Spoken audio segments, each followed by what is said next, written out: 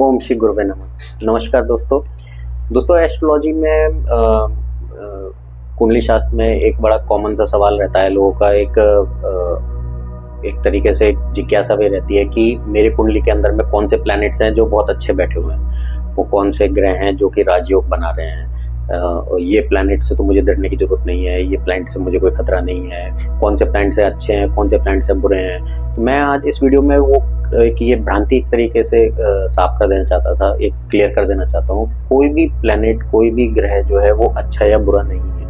आपकी कुंडली के अंदर में कोई भी ग्रह हो, वो किसी भी तरह का राजयोग बना करके बैठा हो या कितनी भी विषम परिस्थिति में बैठा हो, एफ्लिक्टेड हो, हेल्म हो, कुछ भी हो, कोई भी प्लैनेट पूर्ण तरीके से ना अच्छा है ना बुरा है। हर चीज जो है रिलेटिवली देखी जाएगी।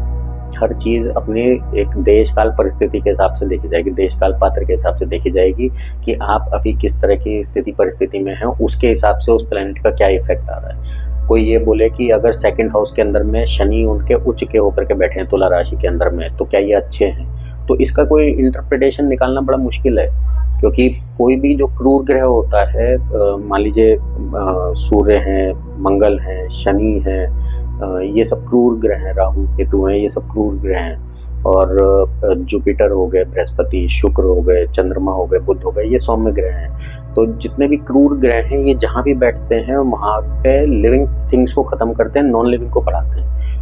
और ठीक जो सौम्य ग्रह हैं वो इसके विपरीत हैं, वो जहाँ पे भी बैठते हैं वहाँ पे लिविंग को बढ़ाते हैं, नॉन लिविंग को कमजोर करते हैं, कम करते हैं। आप इसको ऐसे इंटरप्रेट कर सकते हैं, मान लीजिए जैसे हमने बात करी कि शनि दूसरे घर के अंदर में तुला राशि में उच्च के बैठे हुए हैं, तो कायदे से तो ये बहुत बड़ा धन योग बन रहा है कि आपके धन के स्थान में दूसरे घर के अंदर में उच्च के शनि बैठे हुए हैं, तो शनि वहाँ पे आपको काफी कुछ पैसा वगैरह देंगे।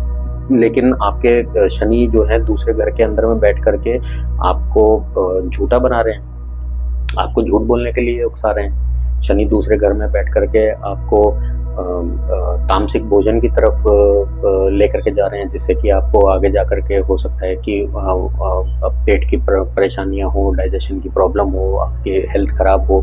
दूसरे घर के शनि आपके दांतों में दिक्कत दे रहे हैं, दूसरे घर के शनि आपको आंखों पर चश्मा भी दे सकते हैं। तो आपके किस चीज को, किस प्लैनेट को, किस ग्रह को कहाँ पे कैसा देख रहे हैं, वो रिलेटिव टर्म्स में देखा जाएगा। वो कोई भी ग्रह, कोई भी प्लैनेट कभी भी पूर्णतः अच्छा, पूर्णतः बुरा नहीं होता।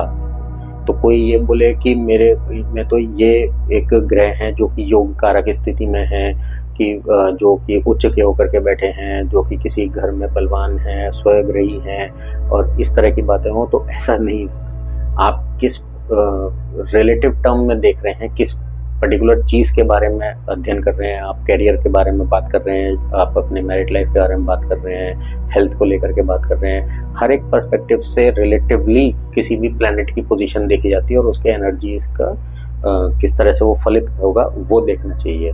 तो सारे जितने भी ग्रह हैं ये सब भगवान हैं, ये सब देव हैं, इनकी सबकी अपनी अपनी एनर्जीज है।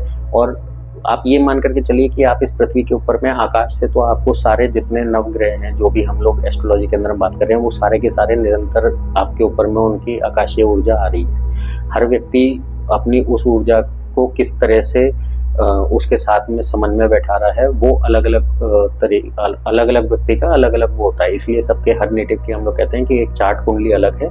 कोई आदमी धूप में खड़ा होकर के आधे घंटे, 1 घंटे, 2 घंटे भी खड़ा हो सकता है। कोई दूसरा होगा जो कि 5 मिनट के अंदर में चिलचिलाती धूप के अंदर में उसको चक्कर आ जाए, वो ब्लैकआउट हो जाए, गिर जाए। तो अलग अलग व्यक्ति अलग अलग सिचुएशंस में डिफरेंटली रिएक्ट करते हैं, लेकिन वो कभी भी पूरी तरह से अच्छा या बुरा नहीं है। आप हमेशा रिलेटिव टर्म्स में देखते हैं। कायदे से तो जितने भी पुराने हमारे पूजा पाठ वगैरह हुआ करता था, तो उसके अंदर में नवग्रह शांति यज्ञ हुआ करते थे कि आप सारे 9 के 9 ग्रहों की पूजा पाठ एक बार में कर लें। आप सबके साथ जो भी उनके सबका एनर्जीज को एक तरीके से कॉल आउट करें, वो सारी 9 प्लैनेट्स की एनर्जीज को पूरा एक सिम्फनी में, एक हार्मनी में बना करके चलें। तो जैसे मैंने अपने कुछ एक वीडियोस पहले मैं बात करी थी कि आप रोज सुबह उठ करके नित्यक्रम करके आप खाली वॉक करने जाते हैं, तो आप सारे 9 प्लैनेट्स की एनर्जीज को ही बैलेंस आउट कर रहे हैं, उनके सबके साथ में मतलब एक तरीके से सिंक्रोनाइज कर रहे हैं खुद को। तो आप सिर्फ और सिर्फ ये नहीं कह सकते कि मेरे चार्ट के अंदर में एक पर्टिकुलर प्लैनेट इस तरह से बैठा हुआ है, योग बना रहा है, राजयोग बना रहा है, तो ये अच्छा है या ये बुरा है। इस तरह से इसको इंटरप्रेट नहीं किया जाता, रिलेटिव टर्म्स में इंटरप्रेट किया जाता है। तो जब भी कभी किसी आप एस्ट्रोलॉजी के पास जाते हैं या आपके खुद के मन में इस तरह का विचार होता है, तो आप इसको हमेशा रिलेटिवली ही समझें। तो आई होप कि ये वीडियो में आपको एटलीस्ट ये क्लियर हुआ होगा कि सारे जितने प्लैनेट्स हैं वो सब अपनी अपनी एनर्जीज को लेकर के आते हैं। जब जिस प्लैनेट की दशा चलती है तो वो आपको अपने एनर्जीज के हिसाब से एक चेंज करने के लिए आता है। आप जितनी जल्दी उनसे अलाइन हो जाते हैं, जितनी जल्दी उस एनर्जीज से अलाइन हो जाते हैं, उतना अच्छा आपके लिए होता है। कोई भी सर्वथा योग कारक या फिर एक तरीके से विषम परिस्थिति लेकर के नहीं आता, हमेशा अच्छे बुरे का रिलेटिव देखा जाता है। किस भी चीज से जो हम स्टडी कर रहे हैं उससे रिलेटिव वो एनर्जीज किस तरह से काम कर रही हैं, ऐसे देखा जाता है। तो मिलेंगे फिर नेक्स्ट वीडियो में किसी और एक नए टॉपिक पर चर्चा करेंगे। तब तक के लिए नमस्कार। Kindly subscribe and also share the video.